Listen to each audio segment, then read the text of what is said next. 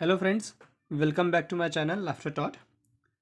Today we are going to revise the applications of quadratic equation.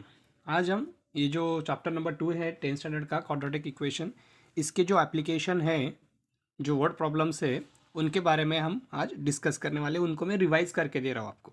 Okay, उनको कैसे solve करना है, equations कैसे प्रिपेयर करना है, कंडीशंस जो दी है उसके हिसाब से इक्वेशन कैसे फॉर्म करना है, ये हम दिखने वाले हैं। ओके, सबसे पहले मैं आपको ये बताना चाहता हूँ, आपके टेक्स्ट बुक में जो एग्जाम्पल सॉल्व करके दिए आपको before the 2.6 exercise practice set, page number 50 और 51। सो देखो यहाँ पे मैं दिखा रहा हूँ आपको ये जो एप्लीकेशन ऑफ क्वाड्रेटिक इक्वेशंस के जो वर्ड प्रॉब्लम आपको सॉल्व करके दिए हैं, सॉल्व एग्जाम्पल, हमें इनको भी प्रिपेयर करना है।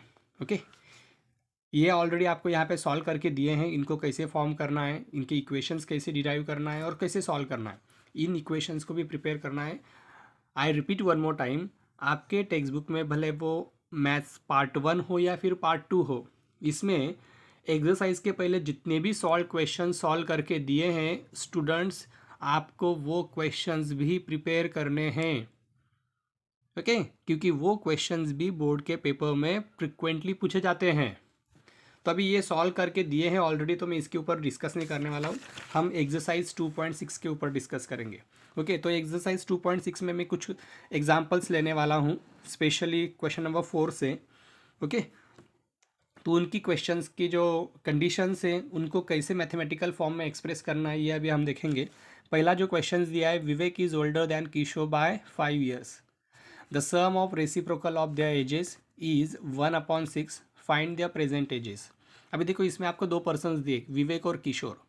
इन दोनों में अभी आप मुझे ये बताओ कि इन दोनों पर्सन्स में आप किसका एज फाइंड आउट कर सकते हैं इजीली। देखो आपको क्या दिया है, Vivek is older than Kishore by 5 years। इसका मतलब विवेक जो है वो किशोर से 5 years बड़ा है। इसका मतलब क्वेश्चन में विवेक का एज हमारे पास मिलता है। जब हमें अगर किशोर का एज मिल गया तो मतलब हमें किशोर का एज कंसीडर करना है। क्वेश्चन में किसका एज कंसीडर करना है, किशोर का, क्योंकि एक्चुअली दोनों पर्सन का एज हमारे लिए अननोन है, लेकिन ये क्वाड्रेटिक इक्वेशन हम यूजिंग वन वेरिएबल सॉल्व करने वाले हैं। तो इसका मतलब विवेक का जो एज है वो किशोर के ऊपर डिपेंड है। ओके, तो मतलब किशोर का एज अगर हमें मिलता है तो हम आसानी से विवेक का एज फाइंड कर सकते हैं। तो इसका मतलब ये जो डिपेंडेंट होगा, जो जिसके ऊपर डिपेंड है, उसके लिए वेरिएबल नहीं कंसीडर करना है। जो टोटली इंडिपेंडेंट है, किशोर ये टोटली इंडिपेंडेंट है। ओके, तो किशोर के लिए हमें वेरिएबल कंसीडर करना है। तो मैं देखो यहाँ पे लिख के देता हूँ आपको कैसे लिखना है। लेट क्वेश्चन नंबर 4 लिया है मैंने, प्रैक्टिस सेट 2.6 का क्वेश्चन नंबर 4। ओके, यहाँ पे किसका एज कंसीडर करना है, लेट द किशोर्स एज, किशोर का जो एज है वो हम कंसीडर करने वाले हैं। क्या है उसका एज, अननोन है, कोई भी एक वेरिएबल कंसीडर कर सकते हो, x years. Okay, b x years. और एक बात ध्यान में रखना, अगर हम कोई क्वांटिटी कंसीडर करते हैं, जैसे कि यहाँ पे एज था तो इसीलिए मैंने उसको ईयर्स लिखा। कोई अगर डायमेंशंस दिए, एंगल्स दिए, तो उसके हिसाब से उसका यूनिट वहाँ पे मेंशन करना है। अगर किशोर का एज x है तो आगे क्या दिया है, Vivek is older than Kishore by how many years, by 5 years। मतलब विवेक जो है वो किशोर से 5 साल से बड़ा है, ओल्डर है, इसीलिए हम अभी यहाँ पे क्या करेंगे, सो देयरफॉर विवेक्स एज। तो विवेक का एज क्या होगा, तो विवेक्स एज होगा x + 5 years। ओके, ये क्या होगा, x + 5। अभी देखो यहाँ पे दिया था विवेक इज ओल्डर, विवेक ओल्डर है मतलब विवेक बड़ा है, इसीलिए हमने क्या किया, यहाँ पे x + 5 किया। अगर यहाँ पे ऐसे दिया होता विवेक इज यंगर देन किशोर, मतलब विवेक अगर किशोर से छोटा है, तो इसका मतलब अभी यहाँ पे क्या कंडीशन चेंज होती, x - 5। स्टूडेंट्स यहाँ पे यही चीज़ इंपॉर्टेंट है। देखो आगे क्वेश्चन बनने के बाद ये एग्जाम्पल तो आप जो रेगुलर एग्जाम्पल सॉल्व करते हैं उसकी तरीके से वो आसानी से सॉल्व हो जाते हैं। यहाँ पे मोस्ट इंपॉर्टेंट चीज़ ये है कि हम इक्वेशन किस हिसाब से प्रिपेयर करते हैं। अगर आपका इक्वेशन टोटली करेक्ट है तो एग्जाम्पल आप सही डायरेक्शन में सॉल्व कर रहे हो। ओके, ये उसका मतलब होता है। इसीलिए क्वेश्चन, अगर आपको क्वेश्चन की कंडीशन नहीं समझ में आती है तो 2-3 बार क्वेश्चन को रीड करो। ओके, और क्वेश्चन को रीड करने के बाद उसको छोटे छोटे पार्ट में स्प्लिट करो। एक जो एग्जाम्पल होगा, जो एग्जाम्पल आपको समझने में थोड़ी दिक्कत होती है, तो उनके जो पार्ट्स है वो छोटे छोटे करो, छोटे छोटे टुकड़े करो उस एग्जाम्पल के, तो आपको बराबर आइडिया मिलेगी कि उसको कैसे प्रिपेयर करना है, कैसे फॉर्म करना है। ओके, तो मैंने यहाँ पे लिखा है विवेक किशोर का एज एक्स है, तो विवेक का एज x+5 हुआ। ओके, आगे क्या कंडीशन दी, the sum of reciprocal of the ages. Reciprocal मतलब क्या, मल्टीप्लिकेटिव इनवर्स। ये विवेक किशोर का एज है, इसका मल्टीप्लिकेटिव इनवर्स मतलब रेसिप्रोकल होगा 1/x। तो मैं यहाँ पे लिखूंगा reciprocal of their ages are 1/x and 1/x+5। Okay, ये कंसिडर करना। ओके, देखो यहाँ पे अभी मैंने ये विवेक किशोर का भी एज लिया है, विवेक का भी एज लिया है, उनके रेसिप्रोकल का एजेस भी मैंने पहले एक्सप्रेस कर लिया है। तो ऐसी जो चीज़ें होती है इनको पहले गिवन में अच्छे तरीके से लिख लो। ओके, ऐसा क्यों, क्योंकि इनको वेटेज होता है बोर्ड के पेपर में, इन स्टेप्स को वेटेज होता है, हाफ ऑफ मार्क होते हैं स्टेप्स के लिए, तो वो सब स्टेप वहाँ पे मेंशन करो। कुछ बच्चे क्या करते हैं, सर मैंने किशोर का एज कंसीडर कर लिया, विवेक का एज भी कंसीडर किया, सो as per condition 1/x + 1/x+5 = 1/6। ऐसे नहीं करना है, स्टेप वाइज लिखना है। जितने भी कंडीशंस आपको, जितने भी गिवन दिया है क्वेश्चन में, वो टोटली आपको डिटेल में लिखना है, because you don't know that which step deserve the marks in the paper. Am right, आपको ये पता नहीं होगा कि कौन से स्टेप्स को मार्क्स दिए हैं, तो इसीलिए वो सब स्टेप्स वाइज आपको एग्जाम में लिखना है। ओके, स्पेशली कंडीशंस फिर आप आगे जो सॉल्व करते हो तो मैं आगे आगे बताते जाऊंगा आपको कि कौन से स्टेप्स वहाँ पे मोस्ट इंपॉर्टेंट होनी चाहिए और कौन से स्टेप्स को आप स्किप कर सकते हो।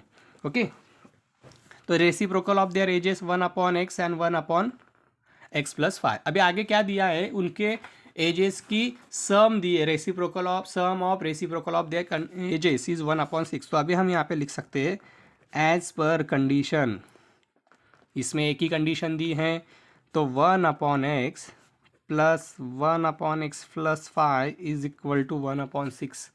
ओके, तो अभी इसको सिंप्लीफाई करेंगे।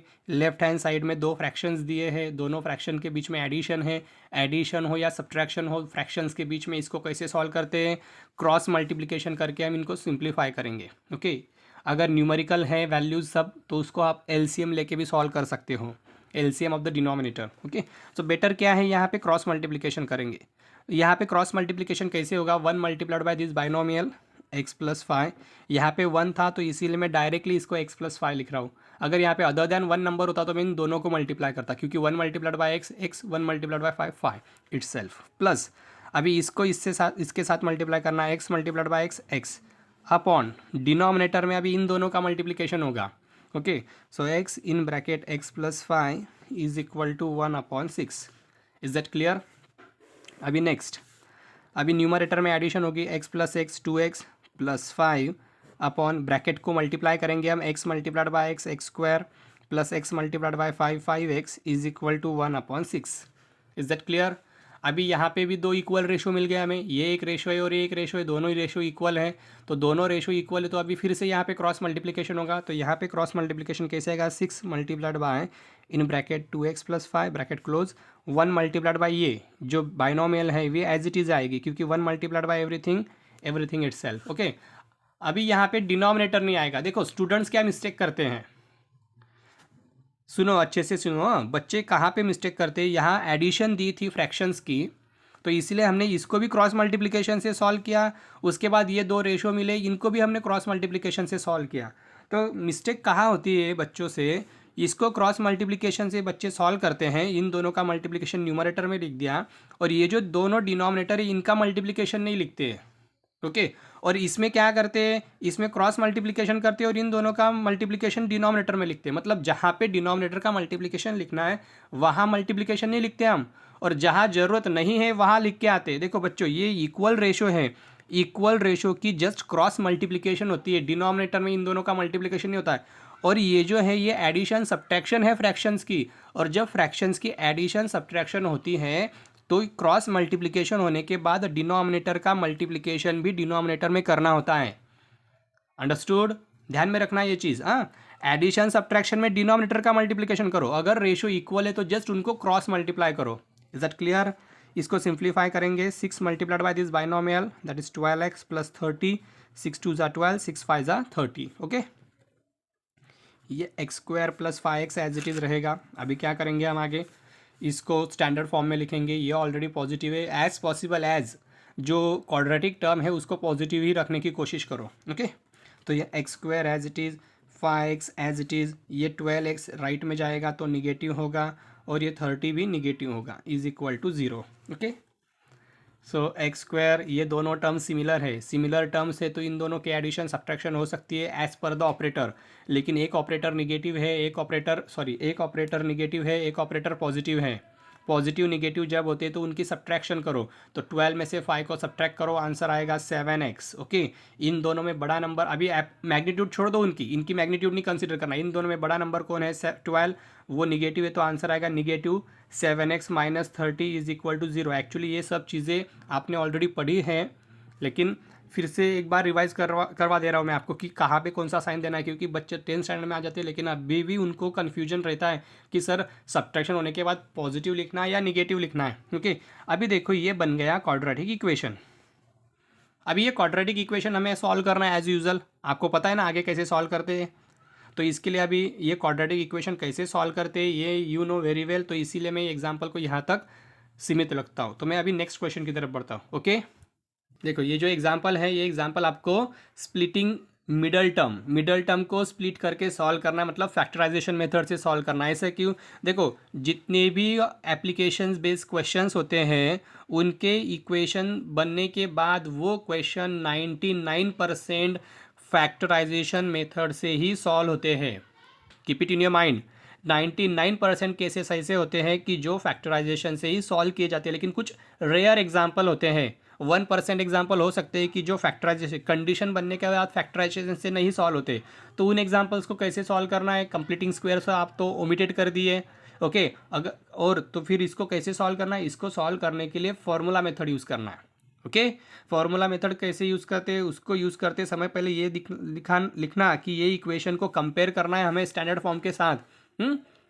अभी क्वेश्चन नंबर 6 देखो, मैं ये जो एप्लीकेशंस ले रहा हूँ ये इंपॉर्टेंट क्वेश्चंस में ले रहा हूँ, और जो रेगुलर एग्जांपल है, सिंपल एग्जांपल है, उनको मैंने स्किप किया है। देखो पहला example, second example, third example, और ये अभी मैंने 5th नंबर का एग्जांपल भी स्किप किया है। ओके, क्योंकि जो सिंपल एग्जांपल है वो मैं स्किप कर रहा हूँ, और जो इंपॉर्टेंट है एग्जाम के दृष्टिकोण से उनको मैं रिकॉल कर रहा हूँ, यहाँ पे रिवाइज कर रहा हूँ। तो देखो क्वेश्चन नंबर 6 में क्या दिया है। क्वेश्चन नंबर 6 में देखो, ये मोस्ट इंपॉर्टेंट क्वेश्चन हो गए अभी आगे के। Mister कसाम runs a small business of making earthen pots. He makes a certain number of pots on a daily basis. Production of cost of each pot is rupees 40, more than the 10 times the total number of pots he makes in a one day. If the production cost of all pots per day is rupees 600, find the production cost of one pot and the number of pots he makes per day. देखो इस question में क्या दिया है, mister कसाम जो है वो एक earthen pots बनाने का उनका जो कारखाना है वो चलाते हैं। ओके, और हर दिन में वो कुछ नंबर ऑफ पॉट्स बनाते हैं, और उन्होंने जो पॉट की जो कॉस्ट रखी है वो एक कंडीशन के हिसाब से रखी। कैसी, देखो the production cost of each pot ₹40 more than 10 times the number of pots he makes in a one day. मतलब कैसे कॉस्ट रखी उसने, अगर उसने हर दिन जितने भी नंबर ऑफ पॉट्स बनाता है वो, अगर वो एक दिन में 10 पॉट्स बनाता है, 20 पॉट बनाता है, तो उनका 10 times the number of pots he makes in a one day. मतलब वो पॉट, अगर सपोज वो एक दिन में 10 पॉट बनाता है तो उसका 10 टाइम्स, तो 10 multiplied by 10 100 plus ₹40 more than. Okay, तो फिर उसमें और 40 रुपये ज़्यादा बढ़ा के उसने वो कॉस्ट सेट की है एक पॉट की। मतलब उसने एक दिन में जितने पॉट्स बनाए उसके 10 टाइम्स प्लस एक्स्ट्रा कितने रुपीज़ है, प्लस एक्स्ट्रा ₹40 है। ओके, और एक दिन का उसका जो टोटल प्रोडक्शन कॉस्ट है, टोटल प्रोडक्शन कॉस्ट मतलब उसने एक दिन में जितने भी नंबर ऑफ पॉट्स बनाए होंगे उन सब पॉट की टोटल कॉस्ट ₹600 है, ये उसके लिए है। ओके, अभी वो सेलिंग करता होगा कुछ अलग प्राइस, देखो यहाँ पे तो आपको सेलिंग प्राइस भी ऑलरेडी दी है, लेकिन अगर उन्होंने सपोज उसको और ज़्यादा प्रॉफिट चाहिए तो वो उसमें ऐड कर सकता है। ओके, तो उसका जो टोटल प्रोडक्शन कॉस्ट है उसने कंसीडर किया है कि मैं एक दिन में लगभग 20 पॉट बनाता हूँ, तो उन सब 20 पॉट्स की टोटल कॉस्ट जो है एज पर दिस कंडीशन, इस कंडीशन के हिसाब से उसने अगर कंसीडर किया, मैंने ये 20 ये नंबर कंसीडर किया है फॉर एग्जांपल, तो वो टोटल कॉस्ट बनती है 600 रुपीज़। तो हमें फाइंड क्या करना है, तो उसको एक दिन में कितने पॉट्स वो बनाता है और हर एक पॉट की कॉस्ट आपको फाइंड करना है। ओके, देखो अभी यहाँ पे क्या प्रिपेयर करना है, आपको क्या दिया है, नंबर ऑफ पॉट्स और कॉस्ट, ये दो चीज़ें आपके लिए अननोन है। तो अभी मुझे शुरुआत में पहले ये बताओ, नंबर ऑफ कॉस्ट ये नंबर ऑफ पॉट्स के ऊपर, sorry cost of the pot ये नंबर ऑफ पॉट्स के ऊपर डिपेंड है या नंबर ऑफ पॉट्स ये कॉस्ट के ऊपर डिपेंड है, क्योंकि ये इंपॉर्टेंट है। अगर ये आपको समझ में आ गया तो फिर आप कंसिडर कर सकते हैं कि कौन से वेरिएबल, किसके लिए मुझे वेरिएबल कंसिडर करना है। ओके, देखो आपको यहाँ पे दिया है the production cost of each pot, मतलब जो कॉस्ट है, जो पॉट की जो कॉस्ट है वो डिपेंडेंट है किसके ऊपर, नंबर ऑफ पॉट्स के ऊपर। तो इसीलिए अभी हम यहाँ पे कॉस्ट नहीं कंसीडर करने वाले, यहाँ पे कंसीडर करेंगे नंबर ऑफ पॉट्स।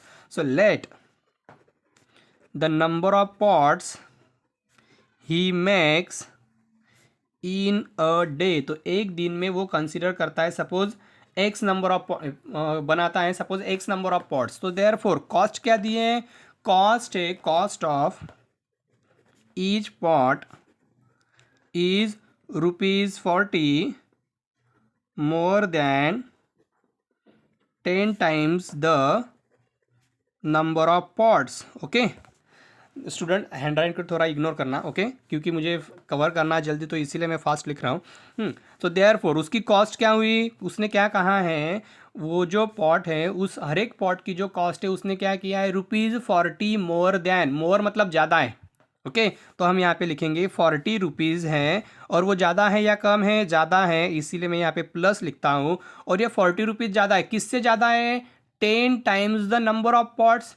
10 टाइम्स मतलब 10 multiplied by number of pots, तो कितने नंबर ऑफ पॉट्स बनाता है वो एक दिन में, एक्स नंबर ऑफ पॉट्स बनाता है। तो कंडीशन क्या हुई, सो देयरफॉर 40 + 10x ये हो गई एक पॉट की कॉस्ट रुपीज़।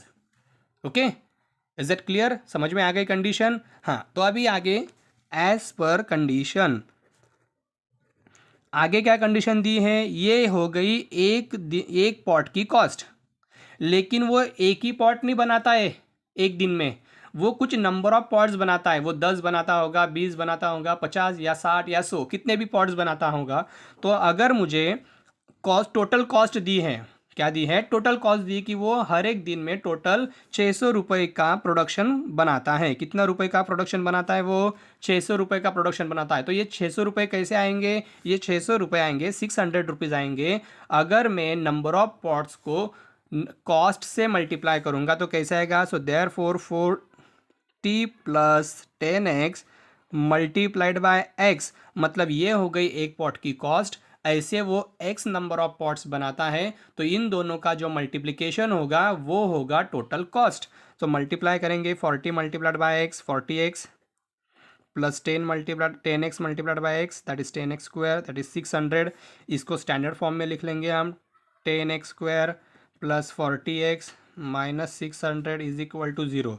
अभी देखो ये जो इक्वेशन है ये रिड्यूस कर सकते हैं हम, जहाँ पे रिड्यूस होते हैं उसको रिड्यूस करो, नहीं रिड्यूस करना है मत रिड्यूस करो, कोई प्रॉब्लम नहीं। Divide whole equation by 10, reduce करने से क्या होता है, एग्जाम्पल जल्दी सॉल्व हो जाता है। इसको 10 से डिवाइड करेंगे x स्क्वायर, इसको 10 से डिवाइड करेंगे 4x, इसको 10 से डिवाइड करेंगे, आंसर आएगा 60 इज इक्वल टू 0। देखो ये बन गया अभी इक्वेशन हमारा रेगुलर इक्वेशन। और इस इक्वेशन को भी कैसे सॉल्व करना है, रेगुलर वे से, कैसे, फैक्टराइजेशन मेथड, मतलब स्प्लिटिंग मेथड से इसको सॉल्व करो। ऐसे दो नंबर फाइंड करो जिनका प्रोडक्ट 60 आता है और उनकी सब्ट्रैक्शन 4 आती है। ओके, हाँ अभी देखो एक और बात मैं बताना चाहता हूँ, बच्चों को ये समझ में नहीं आता है कि सर सब्ट्रैक्शन कब करे और एडिशन कब करे। आपने तो बोल दिया कि सर मुझे प्रोडक्ट चाहिए 60 और मुझे 2 नंबर की सब्ट्रैक्शन चाहिए 4, that is the most important part. देखो बच्चों क्या करना है, सब्ट्रैक्शन कब करना और एडिशन कब करना, जब देखो मैं इन दोनों का मल्टीप्लिकेशन करता हूँ। फैक्टराइजेशन से सॉल्व करने का रूल क्या है, फर्स्ट टर्म और लास्ट टर्म का मल्टीप्लिकेशन करो, फर्स्ट टर्म और लास्ट टर्म का मल्टीप्लिकेशन आएगा -60। देखो प्रोडक्ट निगेटिव है, क्या है, निगेटिव। ये ऑपरेटर किसके लिए यूज़ करते हैं हम, एडिशन के लिए क्या सब्ट्रैक्शन के लिए, सब्ट्रैक्शन के लिए। तो इसीलिए वो जो नंबर आप ढूंढोगे उनकी सब्ट्रैक्शन करना। ओके, आया समझ में। अगर लास्ट नंबर निगेटिव है तो सब्ट्रैक्शन करो, अगर लास्ट नंबर पॉजिटिव है तो एडिशन करो। और ये एडिशन प्रोबेबली एप्लीकेशन जो होते हैं 90% ऐसे एग्जाम्पल होते हैं, 99% ऐसे एग्जाम्पल होते हैं एप्लीकेशन में जिनका प्रोडक्ट निगेटिव ही आता है ज़्यादा करके। कभी कभी पॉजिटिव भी हो सकता है रिक्वायरमेंट के हिसाब से, लेकिन ज़्यादा से ज़्यादा ये प्रोडक्ट निगेटिव होता है। तो आपको क्या करना है, अगर प्रोडक्ट निगेटिव है, सिंपल सी बात है ना, देखो निगेटिव प्रोडक्ट है, ऑपरेटर क्या है, माइनस ऑपरेटर है। माइनस ऑपरेटर किसके लिए यूज़ करते हैं, सब्ट्रैक्शन के लिए, तो सब्ट्रैक्शन करो। ओके, तो 2 नंबर ऐसे ढूंढो जिनका प्रोडक्ट आता है 60 और उनकी सब्ट्रैक्शन आती है 4। कौन से 2 नंबर हैं जिनका प्रोडक्ट 60 आता है, प्रोडक्ट हमें क्या चाहिए 60 चाहिए और सब्ट्रैक्शन क्या चाहिए 4, तो वो 2 नंबर है 10 6 जा 60। तो अभी इसमें कौन पॉजिटिव होगा और कौन निगेटिव होगा, देखो इसमें क्या करना, अभी ये 2 नंबर मिल गए, इन दोनों में बड़ा नंबर कौन है 10 है, तो बड़े नंबर को मिडल टर्म का साइन देना है और छोटे नंबर को इसका अपोजिट साइन देना है, दैट्स ऑल। इस तरीके से इसको सॉल्व करना है। अगर सपोज मिडल टर्म निगेटिव होती तो ये मिडल टर्म का जो साइन है वो मैं 10 को देता और इसका अपोजिट साइन छोटे नंबर को देता। इस तरीके से इनको सॉल्व करना है। ओके, आया समझ में? चलो तो फिर आगे बढ़ते हैं नेक्स्ट क्वेश्चन की तरफ। देखो अभी आगे का जो क्वेश्चन दिया है, question number 7, Prateek travels. Prateek travel करता है कितना, Prateek takes 8 hours to travel 36 kilometre downstream and return to the same spot. The speed of a boat in a still water is 12 kilometre per hour. Find the speed of a water current. तो हमें water current का speed find करना है। Okay, समझ में आया? Example, प्रतीक को 8 hours लगते हैं 36 किलोमीटर ट्रैवल करने के लिए। सिर्फ वो 36 किलोमीटर ट्रैवल नहीं कर रहा है, 36 किलोमीटर वो डाउन स्ट्रीम जा रहा है और रिटर्न भी आ रहा है। मतलब ये जाते समय 36 किलोमीटर उसने कवर किया है और आते समय भी 36 किलोमीटर ही कवर किया। मतलब उसने टोटल कितना डिस्टेंस कवर किया है, उसने टोटल 72 किलोमीटर डिस्टेंस कवर किया है, क्योंकि 36 डाउन स्ट्रीम में होगा और 36 अप स्ट्रीम में होगा। ओके, देखो कैसे करना है। अभी डाउन स्ट्रीम और अप स्ट्रीम क्या है ये भी समझ लो। डाउन स्ट्रीम मतलब क्या, एक रिवर है, रिवर में वो बोट से जा रहा है। ओके, रिवर में एक बोट से जा रहा है वो। अभी ये जो बोट है ये डाउन स्ट्रीम है। डाउन स्ट्रीम मतलब क्या, डाउन स्ट्रीम मतलब along with the flow of water, along with the flow of water. अगर वाटर रिवर इस डायरेक्शन में फ्लो करती है, इस डायरेक्शन में बहती है, तो मतलब इसी डायरेक्शन में ये जो बोट है ये जा रही है। और अपस्ट्रीम का मतलब क्या, अपस्ट्रीम मतलब opposite direction of the river flow. Okay, river का जो फ्लो है उसके अपोजिट डायरेक्शन में, इसको बोलते हैं अपस्ट्रीम। और along with the flow of river मतलब डाउन स्ट्रीम। अभी आपको इसमें क्या फाइंड करना है, find the speed of water current. Water current का जो स्पीड है वो आपके लिए अननोन है, तो मैं कंसीडर करूंगा let the speed of water current be x kilometre per hour. मैंने कंसिडर किया कि जो स्पीड है वाटर करंट का वो किलोमीटर, देखो speed of boat water kilometre per our दिया है, तो इसलिए मैंने इसको भी किलोमीटर पर आवर कंसिडर किया है। Okay, speed of water current be x kilometre per hour. अभी देखो अभी क्या हो रहा है, जो प्रतीक है वो 8 आवर्स उसको टाइम लगता है जाने के लिए और आने के लिए। ओके, तो अभी हम ये कंसिडर करेंगे कि स्पीड ऑफ जो रिवर है वाटर करंट का वो हमने x किलोमीटर अगर कंसिडर किया है, तो अभी हम स्पीड ऑफ बोट भी कंसिडर कर लेंगे।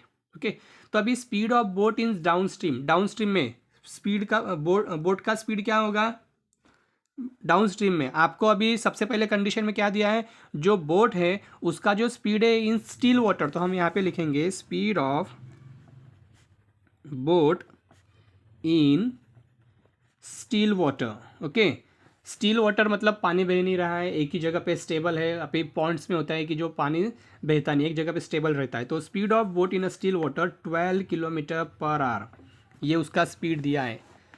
इसका बोट का स्पीड दिया है स्टिल वाटर में। अभी देखो ये स्पीड 12 स्टिल वाटर में 12 किलोमीटर पर दिया है, लेकिन अभी ये जो बोट है ये बहते पानी में जा रही है। ओके, मतलब along with the flow of water down stream भी जा रही है और अपस्ट्रीम भी जा रही है। तो इसीलिए क्या होगा, so speed of boat in down stream, तो डाउन स्ट्रीम में इसका स्पीड क्या होगा, इसका स्पीड होगा 12 + x किलोमीटर पर आवर। ऐसे क्यों, क्योंकि डाउन स्ट्रीम जा रही है बोट, डाउन स्ट्रीम जा रही है तो मतलब वो फ्लो के साथ जा रही है। ओके, फ्लो के साथ जा रही है तो इसका जो स्पीड होगा बोट का ये तो ऑब्वियसली बढ़ जाएगा। क्यों, क्योंकि वो उसको जो आपको फिजिक्स में तो पता है, फोर्स, फ्रिक्शन, डायरेक्शन, ये सब आपको पता है। तो अगर ये उसी फ्लो में जा रही है, उसी डायरेक्शन में जा रही है, तो इसका जो स्पीड होगा बोट का स्पीड और वाटर करंट का स्पीड, बोट का स्पीड और वाटर करंट का स्पीड दोनों ऐड होंगे, और दोनों स्पीड अगर ऐड हो जाएंगे तो जो बोट है उसका जो स्पीड है और बढ़ जाएगा। समझ में आ रहा है? समझ रहा ना? तो इसीलिए मैंने यहाँ पे 12 प्लस एक्स किया है। और speed of boat in upstream, तो अपस्ट्रीम में इसका स्पीड क्या होगा? अपस्ट्रीम में इसका स्पीड होगा 12 minus x kilometre per hour. अभी मैंने देखो यहाँ पे 12 माइनस एक्स ऐसे क्यों लिखा है? माइनस लिखने का रीज़न क्या है? देखो, ये जो बोट है अभी ये अपस्ट्रीम जा रही है, अपस्ट्रीम जा रही मतलब अपोजिट डायरेक्शन में जा रही है, रिवर्स आ रही है। ओके, रिवर्स आ रही है, अपोजिट डायरेक्शन में जा रही है, तो इसीलिए मैंने यहाँ पे 12 माइनस एक्स किया। तो अभी आप सोचोगे कि सर आपने 12 माइनस एक्स क्यों किया? आप ऐसे भी कर सकते थे ना, एक्स माइनस 12, तो मैंने ऐसे क्यों नहीं किया? इसका पीछे का रीज़न ये है बच्चों, स्पीड का जो बोट का जो स्पीड है, बोट का जो स्पीड है वो 12 किलोमीटर है। अगर वो स्पीड वाटर करंट के स्पीड से ज़्यादा होगा, आई रिपीट, बोट का स्पीड अगर वाटर करंट से ज़्यादा होगा तभी तो ये बोट अपोजिट डायरेक्शन में आएगी, वरना ये तो ज़िंदगी में रिटर्न नहीं आएगी, प्रतीक बहते ही चला जाएगा आगे। अगर मैंने x माइनस 12 किया, मतलब यहाँ पे x माइनस 12 में क्या हुआ? वाटर का जो स्पीड है, वाटर करंट का जो स्पीड है वो बोट के स्पीड से ज़्यादा है, और अगर वाटर का स्पीड बोट के स्पीड से ज़्यादा होगा तो ये boat will never return back, तो ये बोट कभी रिटर्न आएगी ही नहीं। इसीलिए ऐसे केस में ये रिटर्न आ रही है, ये अगर रिटर्न आ रही है तो बोट का स्पीड वाटर करंट के स्पीड से डेफिनेटली बड़ा होगा, तभी वो ये रिटर्न आ पाएगी, वरना ये रिटर्न नहीं आएगी। ओके, समझ में आया यहाँ तक? अभी देखो आगे, अभी आपको आप यहाँ पे डिस्टेंस, स्पीड, टाइम, ये फॉर्मूला यूज़ करना है। क्या है स्पीड का फॉर्मूला? क्या है? Speed is equal to distance upon time. Okay, इसको मैं इंटरचेंज कर लूँगा। आपको क्या दिया है? टाइम दिया है, डिस्टेंस भी दिया है और स्पीड भी दिया है, तो time is equal to distance upon speed, ये मैंने रिलेशन यूज़ किया। तो अभी देखो क्या क्या दिया है, वो डाउन स्ट्रीम भी जाता है, अप स्ट्रीम भी जाता है। So as per condition, condition के हिसाब से क्या आएगा, कितना किलोमीटर ट्रैवल करता है वो? 36 किलोमीटर। ओके, उसका स्पीड क्या होगा? डाउन स्ट्रीम में उसका स्पीड होगा 12 प्लस एक्स, और 36 किलोमीटर वो अपस्ट्रीम भी जाता है, तो उसका स्पीड क्या होगा अपस्ट्रीम में? 12 माइनस एक्स। अभी देखो ये डाउन स्ट्रीम जाता है, अपस्ट्रीम जाता है, दोनों मिला के उसका टोटल स्पीड टोटल टाइम कितना लगता है? 8 आवर्स। तो 36 upon 12 plus x plus 36 upon 12 minus, अभी देखो ये मैंने डायरेक्टली लिखा है, आपको ये भी कंसिडर करना है the speed time taken by a boat in a down stream 36 upon 12 plus x, in up stream 36 upon 12 minus x is equal to, ऐसे आपको लिखना है यहाँ पे भी ऊपर। हाँ, मैंने डायरेक्टली आगे कंसिडर किया। अभी देखो न्यूमरेटर में 36 कॉमन है, तो यहाँ पे आएगा 36 कॉमन, ब्रैकेट में 1 upon 12 plus x, 1 upon 12 minus x is equal to 8। Okay, तो अभी इसको हम ट्रांसफ़र करेंगे, 1 upon 12 plus x plus 1 upon 12 minus x is equal to 8 upon 36। ये 36 इधर आएगा, ट्रांसफर आएगा, तो ये डिनोमिनेटर में जाएगा। ओके, दो फ्रैक्शंस है, फ्रैक्शंस की एडिशन है, फिर से क्रॉस मल्टीप्लिकेशन, फ्रैक्शंस अलग अलग है। 12 minus x plus 12 plus x upon denominator में देखो a plus b, a minus b, मतलब एक दोनों टर्म सेम है, just they are differing sign, यहाँ पे पॉजिटिव है यहाँ पे निगेटिव है, तो ये कैसे आएगा? 12 स्क्वायर माइनस एक्स स्क्वायर, मतलब a square minus b square. Okay, तो यहाँ पे देखो positive x negative x cancel, 24 अपॉन 12 का square 144 minus x square is equal to 8 upon 36। समझा? तो अभी देखो यहाँ पे क्या करेंगे हम, फिर से cross multiplication, 24 multiplied by 36 is equal to 8 multiplied by 144 minus x square. अभी मैंने यहाँ पे क्रॉस मल्टीप्लिकेशन किया है, आप भले यहाँ पे रिड्यूस भी कर सकते हो, कोई प्रॉब्लम नहीं, मैं इसको अभी फिलहाल अभी ऐसे ही रहने देता हूँ। 24 मल्टीप्लाइड बाय 36, इन दोनों का multiplication 144 multiplied by 8 minus 8x square. अभी देखो ये हर एक नंबर 8 से डिविजिबल है। ओके, इसको डिवाइड करता हूँ मैं 8 से, 8 3 24, तो 3 मल्टीप्लाइड बाय 36 होगा। इसको डिवाइड किया 8 से तो ये होगा 144, इसको डिवाइड किया मैंने 8 से तो ये होगा एक्स स्क्वायर। इन दोनों का मल्टीप्लिकेशन क्या आएगा? 3 6 18 carry 1 108 is equal to 144 minus x square. Okay, अभी ये एक दोनों कांस्टेंट नंबर है और एक वेरिएबल है, तो ये कांस्टेंट को मैं इधर शिफ्ट करता हूँ, पॉजिटिव होगा, ये 144 माइनस 108, तो क्या आया answer? X square is equal to 36। अभी ये 36 है, परफेक्ट स्क्वायर है, लेफ्ट हैंड साइड भी परफेक्ट स्क्वायर है, तो आंसर आएगा, अभी स्क्वायर रूट लेंगे हम, so x is equal to plus और माइनस 6। दो स्क्वायर रूट होते हैं, हर नंबर को दो स्क्वायर रूट होते हैं, एक पॉजिटिव और एक negative, but x is not acceptable if it is negative 6। लेकिन x की वैल्यू अगर 6 है निगेटिव तो ये नॉट एक्सेप्टेबल है। क्यों? Speed can not be negative, speed can not be negative, so therefore x is equal to 6। तो x की वैल्यू क्या है? 6। तो speed of water current, x हमने क्या कंसिडर किया है? Speed of water current. तो स्पीड ऑफ वाटर करंट क्या है? Speed of water current is x kilometre per hour, तो speed of the boat is x, that is equal to 6 kilometre per our. Okay, इस तरीके से इन examples को solve करना है। अभी बढ़ते हैं आगे के एग्जाम्पल की तरफ। देखो नेक्स्ट एग्जाम्पल क्या दिया है, Pintu takes 6 days more than those of Nishus to complete the certain work. If they work together, they finish it in 4 days. Then how many days would it take to complete the work if they work alone? अगर वो अकेले काम करेंगे, दोनों के दोनों अगर individually काम करेंगे तो उनको कितना टाइम लगेगा, ये हमें फाइंड करना है। देखो इस क्वेश्चन, ये जो एक्सरसाइज है, इस एक्सरसाइज में मोस्ट इंपॉर्टेंट क्वेश्चन प्रतीक, पिंटू, ये दो जो एग्जाम्पल्स है ये बहुत ही इंपॉर्टेंट एग्जाम्पल है 4 मार्क के दृष्टिकोण से अगर देखा जाए। अगर आपको पेपर में आया इस टाइप का एग्जाम्पल तो ज़्यादा से ज़्यादा क्या होगा, इनके नंबर्स चेंज होंगे, लेकिन जो सॉल्व करने की जो मेथड है वो एज इट इज़ रहेगी। तो ये दो एग्जाम्पल अच्छी तरीके से प्रिपेयर करके रखना, एक पिंटू का एग्जाम्पल और एक प्रतीक का एग्जाम्पल।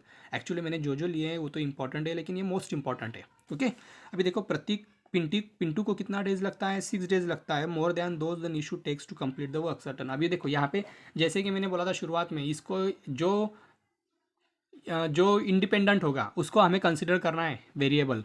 तो इसमें कौन इंडिपेंडेंट है? Pintu takes 6 days more than those of Nishu to complete the certain work. मतलब पिंटू कितना दिन लगता है पिंटू को कंप्लीट करने के लिए, ये हमें पता है। ये डिपेंड होगा निशु के ऊपर, क्योंकि निशु को कितने दिन लगते हैं इसके ऊपर पिंटू के दिन डिपेंड है। तो इसलिए यहाँ पे निशु को एक्चुअल में कितने दिन लगते हैं यह टोटली अननोन है हमारे लिए। तो इसलिए हम निशु के जो वर्किंग डेज है वो हम कंसिडर करेंगे। ओके, तो मैं यहाँ पे लिखता हूँ, लेट, क्वेश्चन नंबर है 8, let Nishu takes x days. Okay, Nishu को कितना टाइम लगता है? एक्स डेज लगता है। तो पिंटू को कितने दिन लगेंगे? सो देयरफॉर पिंटू टेक्स, तो पिंटू को कितने दिन लगते हैं? पिंटू को निशु से 6 दिन ज़्यादा लगते हैं काम करने के लिए, तो इसीलिए पिंटू को लगेंगे x प्लस 6 डेज। ओके, इतने दिन उसको लगते हैं। अभी देखो दोनों ने अगर एक एक दिन में, हमें क्या फाइंड करना है, अगर उन्होंने इंडिविजुअली काम किया तो उनको कितना टाइम लगेगा कंप्लीट करने के लिए। तो सबसे पहले अभी हम ये कंसिडर कर लेंगे कि अगर उसने एक दिन में वो कितना काम करता है, ये अभी हम फाइंड करेंगे। So therefore work done by Nishu, Nishu एक दिन में कितना काम करती है? Work done by Nishu in 1 day. Okay, इसको टोटल डेज लगते हैं, ये उसके टोटल नंबर ऑफ डेज है। तो हमें टोटल नंबर ऑफ डेज में वो कितना काम करता है ये नहीं फाइंड करना, हमें सिर्फ 1 डे का फाइंड करना है। तो इसीलिए मैं इसको न्यूमरेटर में 1 लिखूंगा। So work done by Nishu in 1 day that is equal to 1/x। Similarly work done by Pintu, अभी पिंटू के लिए कितना टाइम लगता है, कितना काम करता है एक दिन में, तो ये कैसे आएगा? 1/x plus 6। देखो विवेक का जो एग्जाम्पल था, सेम ये एग्जाम्पल की जो कंडीशन है उसके हिसाब से ही आ रही है। ओके, अभी इन दोनों का इंडिविजुअल काम हो गया, एक दिन में वो कितना काम करते हैं, ये इतना काम करता है निशु, पिंटू कितना काम करता है, ये इतना काम करता है। अगर ये दोनों एक साथ काम करेंगे, ऐसा क्यों कह रहा हूँ मैं, क्योंकि आपको जो टाइम दिया है कंडीशन में वो दोनों का टुगेदर वर्किंग टाइम दिया है। मतलब अगर इफ दे वर्क टुगेदर, अगर वो दोनों एक साथ काम करेंगे तो उनको 4 दिन में वो काम कंप्लीट करके छोड़ देते हैं। इसीलिए हमें इन दोनों का क्या करना है? एडिशन करना है। सो work done bye them if they work together, अगर वो एक साथ काम करेंगे तो इनको कितना टाइम लगेगा? ये एक दिन में। हाँ, if they work done bye them if they work together, लेकिन ये कितने दिन का चाहिए? इन 1 डे का। इसीलिए मैं अभी क्या करूँगा, ये निशु को एक दिन में इतना काम करता है, पिंटू एक दिन में इतना काम करता है, और दोनों मिला के ये इतना काम होगा एक दिन में। ओके, सो अभी कंडीशन क्या दी है? अगर ये दोनों एक साथ काम करते हैं, ये दोनों ने एक साथ काम किया लेकिन ये एक ही दिन का काम हुआ है, ये एक दिन में इतना ही काम करेंगे, लेकिन आपको क्या दिया है? अगर दोनों एक साथ काम करेंगे तो वो 4 दिन में कंप्लीट करते हैं। Okay, if they work together they complete it in अभी आगे क्या दिया है, इफ़ दे वर्क, अगर वो एक साथ काम करेंगे, if they work together they complete it in 4 days, तो वो 4 दिन में वो काम कंप्लीट करते हैं। लेकिन अभी हम क्या कंसिडर करेंगे, तो फिर अभी ये जो हमने कंसिडर किया है, अगर दोनों एक साथ काम करते हैं तो ये सिर्फ उन दोनों का एक दिन का काम हुआ है। ओके, ऐसे 4 दिन में क्या होगा, so therefore work done by both of them in 1 day। Okay, तो ये क्या होगा 1/4। तो फिर अभी हम उसको लिखेंगे एज पर कंडीशन होगा 1/x plus 1/x plus 6 is equal to 1/4। Okay, तो ये इस तरीके से सॉल्व होगा। अभी क्या करेंगे, यहाँ पे डिनोमिनेटर अलग अलग है, फ्रैक्शन से एडिशन करना है तो क्रॉस मल्टीप्लिकेशन करेंगे। 1 multiplied by this binomial itself, 1 multiplied by x that is x itself, denominator में दोनों का मल्टीप्लिकेशन आएगा इज इक्वल टू 1/4। ओके, अभी न्यूमरेटर में पहले इसको सिंप्लीफाई कर लेंगे, 2x, डिनोमिनेटर में आएगा x² x multiplied by x² x multiplied by 6 that is x 6x is equal to 1/4। फिर से अभी क्या होगा आगे, देखो दो इक्वल रेशो मिल गए, फिर से यहाँ पे multiplication, so 2 multiplied by 4 that is 8x is equal to, इसको अगर 1 से मल्टीप्लाई किया तो x² प्लस 6x। ओके, इसको अभी हम स्टैंडर्ड फॉर्म में लिख लेंगे, समझ में आया? अरे एक मिनट है, यहाँ पे 6 मिसिंग है, let me correct that. x plus x 2x और ये 6, अभी इन दोनों का मल्टीप्लिकेशन करेंगे, 4 in bracket 2x plus 6 is equal to 1 multiplied by this that is x² itself. समझ में आ रहा है? ओके, 4 2 ज़ा 8x, 4 6 ज़ा देखो 4 6 ज़ा 24 is equal to x² plus 6x। अभी इसको स्टैंडर्ड फॉर्म में लिखेंगे, ये एज इट इज़ रखेंगे हम, x² प्लस 6x, ये इधर आते वक्त निगेटिव 8x, ये भी negative 24 is equal to 0। So x² दोनों लाइक टर्म्स है, दोनों की सब्ट्रैक्शन होगी -2x minus 24 is equal to 0। Subtraction negative की आई क्योंकि 8 निगेटिव था इसलिए माइनस। तो अभी इसको भी फिर से फैक्टराइजेशन मेथड से आपको सॉल्व करना है, और ये स्प्लिटिंग, फैक्टराइजेशन मतलब स्प्लिटिंग मिडल टर्म। ओके, इस तरीके से एग्जाम्पल सॉल्व होगा, आपको x की 2 वैल्यूज़ मिलेगी। देखो जब प्रोडक्ट निगेटिव होता है तो आपको दो, फैक्टराइजेशन मेथड में तो आपको 2 रूट मिलते हैं, लेकिन उसमें कौन एक्सेप्टेबल है और कौन नॉट एक्सेप्टेबल है ये हमें डिसाइड करना होता है। जब दोनों वैल्यू, एक पॉजिटिव और एक निगेटिव है, तो इसमें एक निगेटिव एक पॉजिटिव आएगी क्योंकि प्रोडक्ट निगेटिव है इसलिए। तो इसमें जो निगेटिव वैल्यू होगी वो नॉट एक्सेप्टेबल, क्योंकि वो number of working days can not be negative. Okay, इस तरीके से इनको सॉल्व करना है। Okay, I hope you understood. If you like the videos please like, share and subscribe and share with your friends. Remaining जो parts होंगे वो हम नेक्स्ट पीरियड में कंटिन्यू करेंगे। Okay, bye bye, have a nice day, take care.